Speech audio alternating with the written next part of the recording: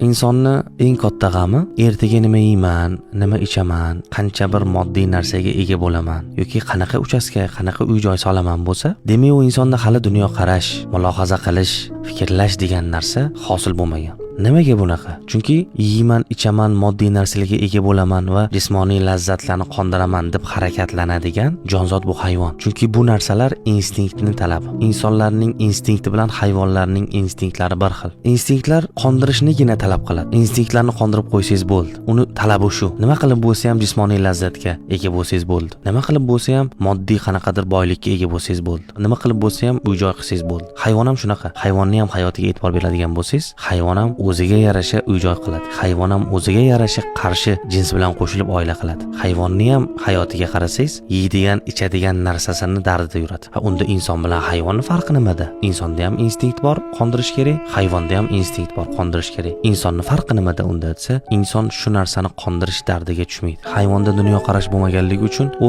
instinktlarni qondirsa bo'ldi. Hayvon instinktlarni qondirish uchun yashab yuradi. Agar inson ham instinktlarni qondirish uchun yashab yurgan bo'lsa, demak hayvondan farqi yo'q. Chunki instinktlarni qondirmasangiz sizni halokatga olib bormaydi. Chunki hayvon instinkti qo'zg'algan paytda kim bilan bo'lsa ham, qayerda bo'lsa ham qondiradi. Inson ham shunaqa, kim bilan qayerda bo'lsa ham qondirib ketaversa, hayvondan farqi qoladimi desa, balki hayvondan ham past darajaga tushib ketib qoladi. Nimaga? Chunki insonda dunyo qarash bo'lib turib shunaqa ishlar qiladi. Hayvonda bo'lsa tabiiy, hayvon haqiqatan ham instinktlarni qondirish uchun yashab yuradi. Shuning uchun ham inson ongli mavjudot ekanligini hech qachon esdan chiqarmaslik kerak. Va qachon inson insoniylikka qaytadi desa, o'zini hayvon bilan solishtirib turish kerak. Shundagina inson insonligini anglab yetadi.